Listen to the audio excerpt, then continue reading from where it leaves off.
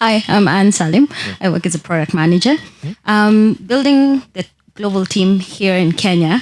Are you also focusing on customizing the global solutions to Africa market, or what's the perspective you take as a leader in this industry doing that? Yeah. So for example, if you look at specifically Google, they're actually having jobs right now to customize search and Android, and soon they're going to be releasing a lot more services using vernacular languages in Africa. So don't be surprised one day you see Android in Kamba. You know, I know, right? Yeah, I mean, don't be surprised because that's where it's going. And a lot of I know there's this project that I was working on that was training what we call natural language processing. And so Africa has 2,000 languages. How do you get them all into our AI service so that when you're typing on Google Docs, you know, if you type Nyaje, you know, it should be able to tell you that's not the spelling of Nyaje. It's actually like this. You know, so there are a lot of those interesting projects that are coming up right now. Yeah. Yes, sir. Can you? I'll have to work on this. I think I'm there now. On the optimal space. Sure. Hi, I'm Jason Ketman. I'm a venture capitalist helping various African startups within the region. I think that we share a lot of the same visions, that there's a very large and robust talent pool here that, given the right opportunities, that they could do a lot to really help the area. What's been interesting to me, and I was curious about your opinion on, coming from an outside perspective, is that some of these companies are doing really amazing things. And one in particular, when we look at the business operations, the bottom line of the impact of the business was about 10x in terms of, the impact to the business. And despite that, we're finding some resistance in adapting the technology. And I think it's due to skepticism and a lack of believability within the market. We wrote a case study. We, then use the reference. We say you can call him anytime. He'll validate that the numbers are accurate, right? And we're still encountering resistance. So we found some paths to alleviate that. But I would be very curious from your perspective, the challenges with technology adaptation and the strategies or ideas which may limit the resistance that comes with those ideas. Yeah. Yeah, I mean, I can feel the pain of that startup, and just like I gave the example of M-Pesa that took 7 years, even now that it's everywhere, clearly there is some inertia and friction that to gain scale of any company, and I've seen it across even from the companies we fund as Google and Microsoft, and my days at Equity. The agency banking that we talk about a lot that only picked up within 6 years, so and.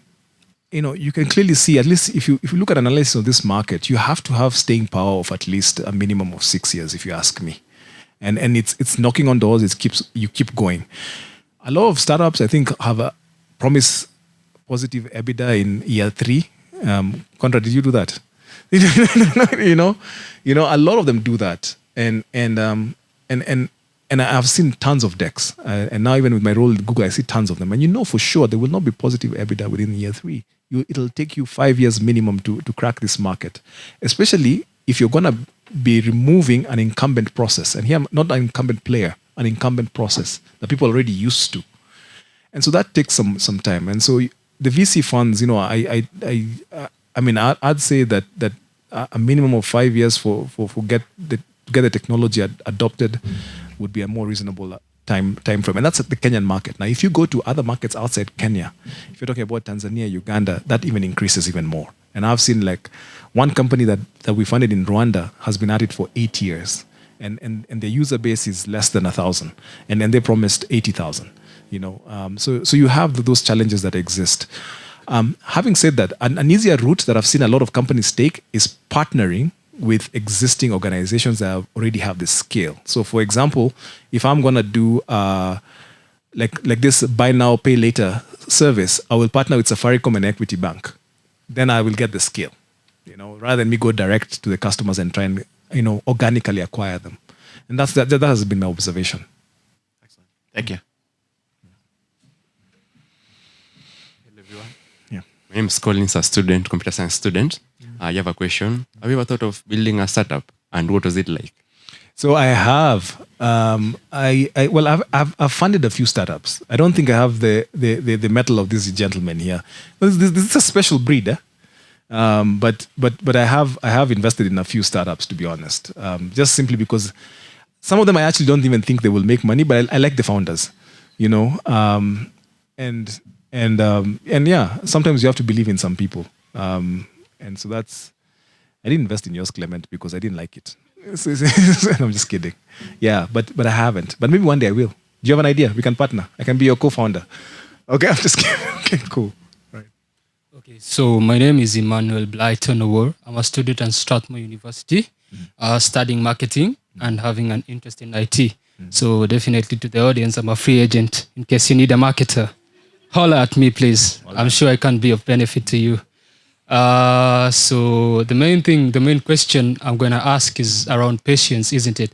Because one of the questions that was raised was that Generation Z doesn't have patience, isn't it? And that's the truth, because right now, as I'm standing here, I'm thinking of an idea to get that bag. That's the legit thing, isn't it? But what is a recipe to, if you're talking about patience, could you give us like Generation Z? Because we've heard this and it's becoming like an insult to us that we don't have patience, isn't it? And we kind of feel like, what is the recipe to this patience? Because we also want to feel like we want to belong to the society, you see, but with the aspect of being told that you're not patient to wait for your turn, but I have the skills, so when is my turn coming? Yeah. You know, you're so right. You know, stereotyping a bunch of people is not really the best way of going through things. I think everyone's an individual, and you know, I agree with you. You know, it's wrong for us to stereotype. You know, when us older folks were younger like you know what they used to say? You're the future leaders. You know, like if the future is not today, when is it? You know, you know. So again, you know, it's a tendency of the existing people to kick the can down the street and say your opportunity will come next year or the year after, etc. And you're right to be impatient, by the way. I'm all for being impatient. What I mean is, when we say about patience, it's putting the work and seeing the results over time. And sometimes you could be lucky that it actually happens, like you're an overnight success. You know, it can happen. I don't mean to say that it can't happen. I mean, someone like, for example, Facebook, it's a good example. They, in many standards, were an overnight success. Okay, forget the parts where he took some time to grow it. But when he came out of university, I mean, it caught fire really fast. So it is possible that you can be an overnight success. But the only thing is that if you look at a graph, where the normal distribution graph, right? So you have people who are the majority here, who it takes time. Then you have some outliers on both sides. Some it takes extremely long time, some it takes extremely short time. But all you're saying is that the majority of people will probably take some time, an average amount of time to be successful. And so that's pretty much what I'd say for you. And well done for being marketing. If you ask me, in marketing, I spoke to Professor Ugutu, and I told him that he needs to teach more of Google AdWords and Facebook boosting of posts to you marketing students. I've done a couple of interviews and from a lot of universities, not just Strathmore alone. But if I ask them, can you help startup X boost AdWords and make a post go viral on Twitter, you know, they just don't have the basics of it. So if you're in a bias of IT, you're in the right place. Well done. Thank you. Yeah. Let the lady go. Let's have a lady.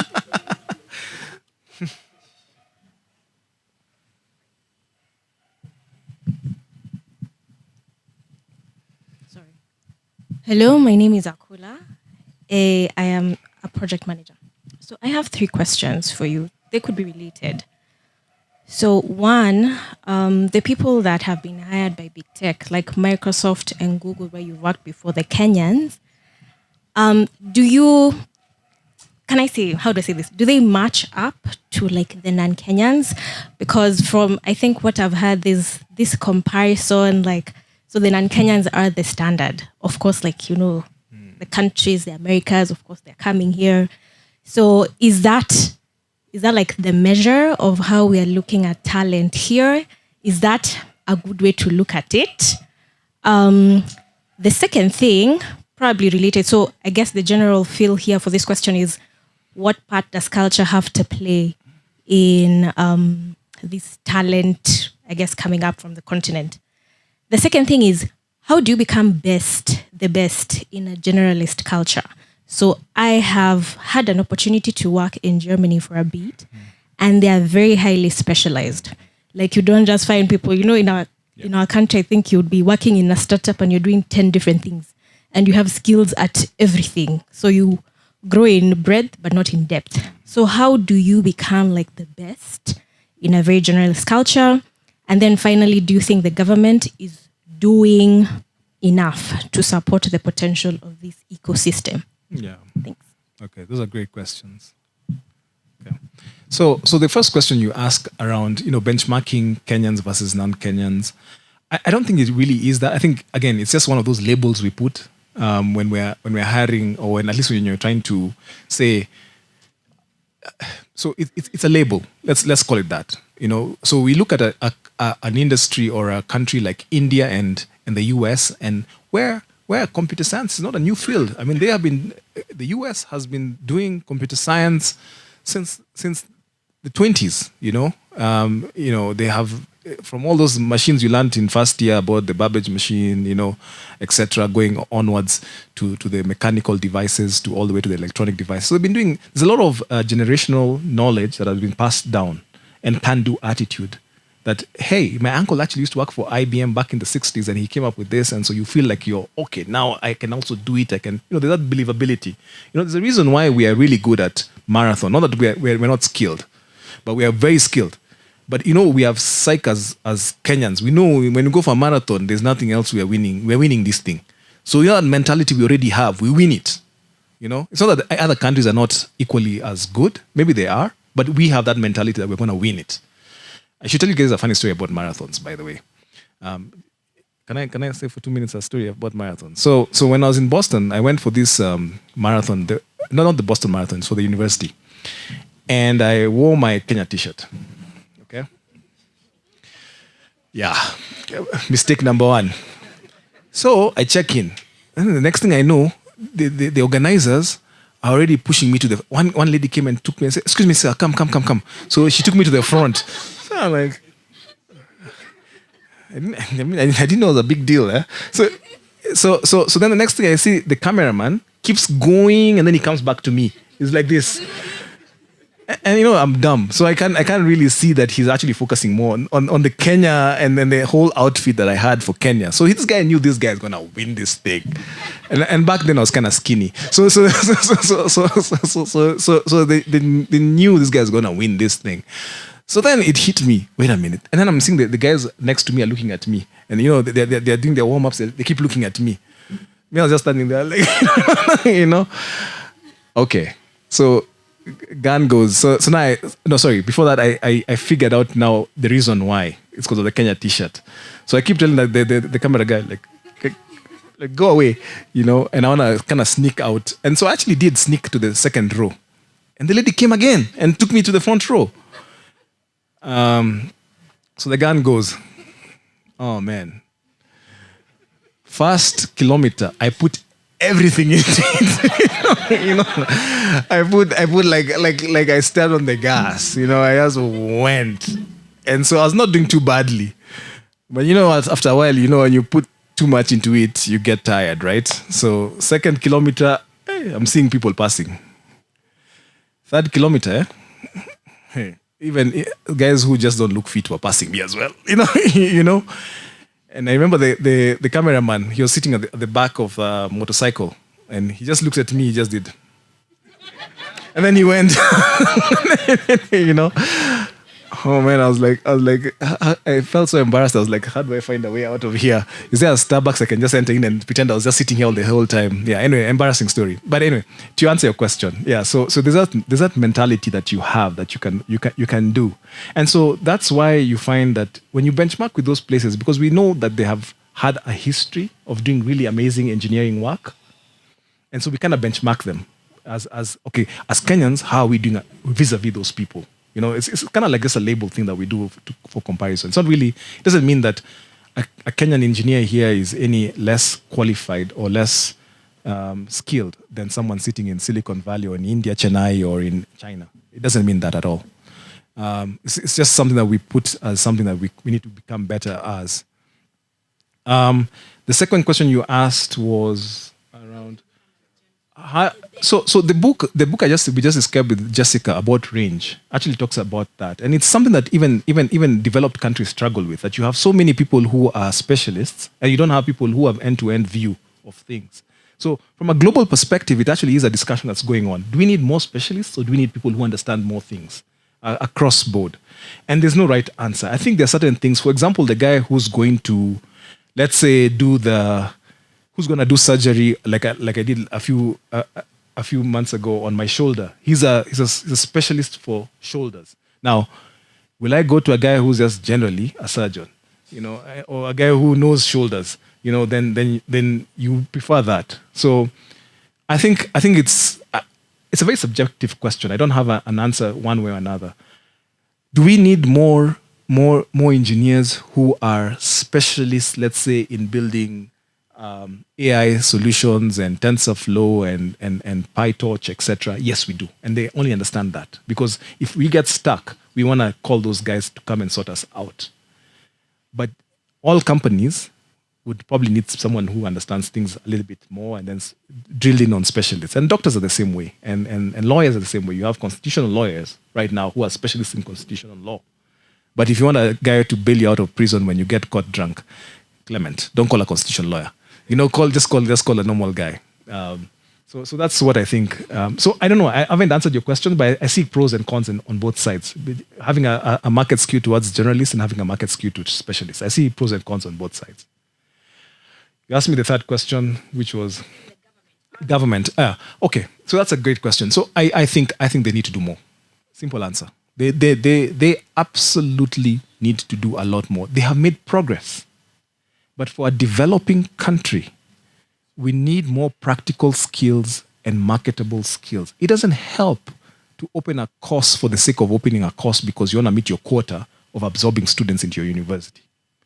With every single course, there has to be a cost that's associated with it. Like the way, I think the ones they got right was especially in things like medicine and engineering. But even then, it's kind of gone down. Then when you're going to teach people computer science, for example, which I understand, you must understand that you need computers. You need to buy them, subscriptions to cloud services. You need to get the relevant materials for them to use it because this is university, all right? You're not doing high school where you can be all over the place. You have to invest more. And the courses that are not marketable, shut them down immediately. And I think that's what the reforms that are happening right now, from what I've heard, are going into. An interesting story in the UK, universities get funding from the government based out of the number of students who get jobs and start their businesses. So if you churn out people who are not accepted by the market, then I'm sorry, we're not going to fund you. You need to do better.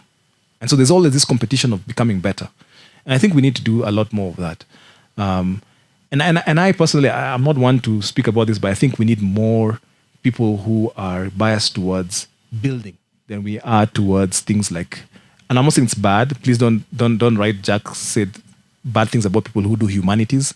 Please do humanities. But we need more builders in this country. I mean, we can't have dams and roads and bridges being built necessarily, and we don't learn how to do them ourselves. At some point, we need to, right? I mean, I don't think anyone disagrees about that. So we just need more builders than we do, humanities, I think. Please don't tweet that. All right, we'll have another 10 minutes of Q&A, and then I'll invite Africa's chief storyteller, Teddy Warrior, here to introduce another guest from Google. But please come up. Hello, Jack. Hey. Hello, everyone. My name is Mui Nehikari. I'm a product lead at Kanza Finance. I wanted to ask, from your perspective as working with Google Cloud, what do you think about decentralized storage systems such as IPFS, and how long do you think it would take for the market to appreciate that fully? Okay. Thank you. So if if you don't mind, can you give a little bit background about decentralized so that everyone is on the same? Yeah. Okay, so like decentralized storage is talking about you see this the way you have Google Cloud. It's a little bit decentralized, but it's mostly centralized at the Google database houses, you know. Correct. But decentralized storage means you have millions of nodes across the world storing the same information, and the retrieval process is a lot cheaper. Right. So I just want to know if there's any foreseeable headway for that to make way into the market. Yeah. Yeah, I mean, it's so interesting that you asked that question. One of the projects I worked on last in Microsoft was how do you make use of not necessarily storage, but more of processing power? Because right now, all of us are sitting here, right? Your laptop or your computer, wherever it is probably idling right now. I suspect it's not doing anything right now. What if we could use that processing power and you get some sort of credits or get paid whenever each time we use your machines? And so that's a decentralized way. What he's talking now, the next version, which is now the actual storage. We use maybe not necessarily your laptop storage device, but perhaps certain devices sitting in certain data centers across the world, and they all have a piece of the information, and then they are put back together when you request for it. So you can imagine if we had a file and it's stored in AIT and it's stored down the road, rather than it going all the way to Google Cloud in US Central, it's sitting right next to you here. And so, there are two thoughts I have about that. Number one is that the thought process behind it is what has powered a lot of this decentralized computing that has happened. And it's just natural that it's going to go to storage as well at some point.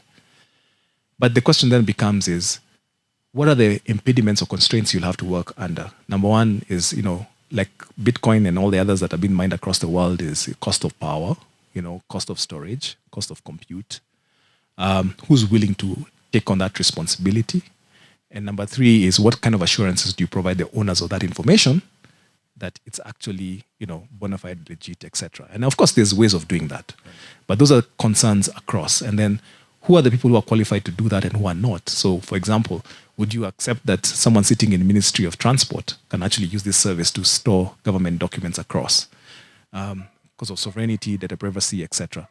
Those are the things of the new age that we have to just grapple with. But as a technology, overall, I think it's just natural progression. It's going to happen. I mean, the question is, at what scale will it happen? That's the thing. Thank you very much. Thank you.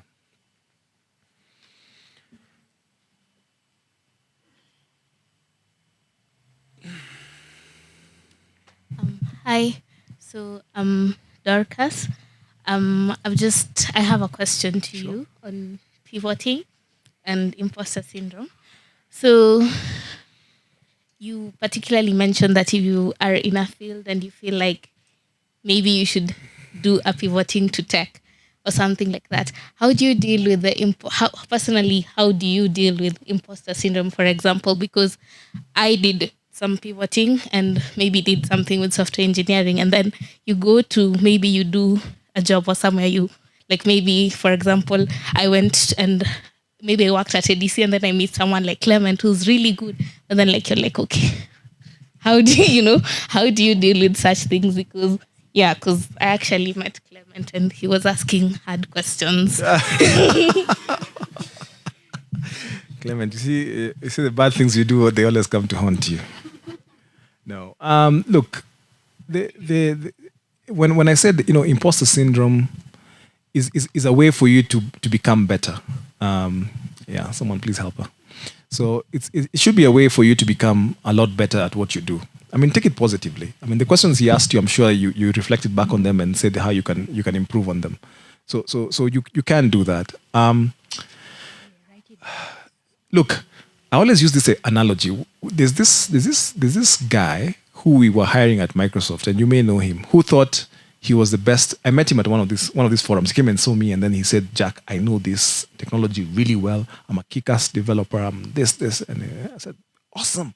Let's set up an interview for you."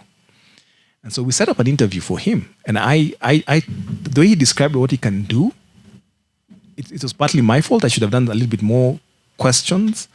I thought he would be actually a senior level engineer. I didn't think he was supposed to enter as an entry level engineer. even though he was very young. He was like, I think he was like 20, 24 maybe. So I said, this guy, the way he described himself, must be a senior engineer. Just that he's young. So it's okay. Let him go. So he went for a senior engineer role.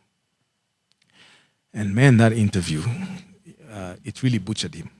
I mean, I was reading the notes. I didn't myself attend it, but I read the notes, and man, he really got it. And so I called him, and I said, "How did the interview go?" "Oh, perfect. They love me, man." You know.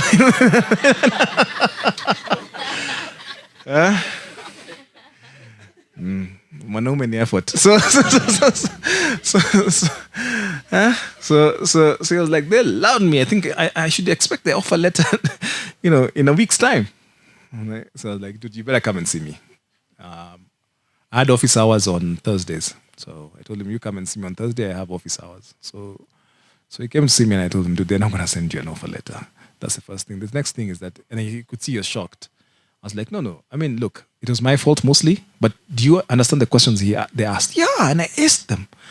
I said, no, did you understand the questions they asked? And we went through each question and asked him, answer me back. And then he answers, and I said, no, that's not the question they asked you. You're answering the question that they didn't ask you. This is what they meant. And I could see he was like, okay.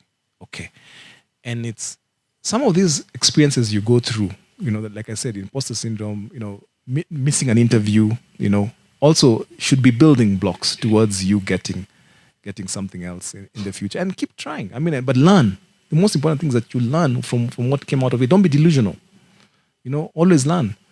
And you'll be fine. You'll be fine. We always use this word in the tech industry. Those of you who went to schools, public schools or whatever schools you went to, there's this guy who's probably the best footballer or the best runner in your school. Then when he went to nationals, what happened to him? Huh? You guys stop cheering for the guy. You're like, Maze. So there's always going to be someone better than you. But the idea is to learn and do better all the time. So please go apply again. Leave Clemo alone. Just apply. Cool. Jack, you mentioned something about don't be delusional. Sometimes we as human beings experience this. And have you experienced it? Of course. And how do you get out of it? You normally call it delusions of grandiose. Yeah. No, I mean, sometimes you're just stuck in what you know, and sometimes it's not bad, right? I mean, if you look at the people who achieved a lot in life, if you read the book by Steve Jobs, I mean, you call that guy delusional, for real. But out of his 10 delusions, I think one worked. Yeah. One worked. So it's okay to be sometimes delusional. Just don't be overly delusional over all the 10 things and you insist that all those 10 things must work. One of your delusions will work. But at the same time, also be humble enough to accept that they don't. Like I think some said, the market will tell you, and your interviewer will tell you, and someone else will tell you, and you also have to make a choice. Do I continue my delusion, or do I actually stop and decide now that I can actually do something else? But it's okay sometimes to be delusional about something. I mean, we're just talking with Sam because he grew up in the village like me, and we're like sometimes you look and you think to yourself, you're working for Microsoft or Google, and you're like, hey, was it those days I used to push that thing? Would I have ever thought you'd have reached at this level? You'd have been like, no, because you always thought you're gonna own a what do you call it? A canter that's gonna bring cabbages to Nairobi. That was a joke. Laugh. Cool. Cool. I'm just kidding. Yeah.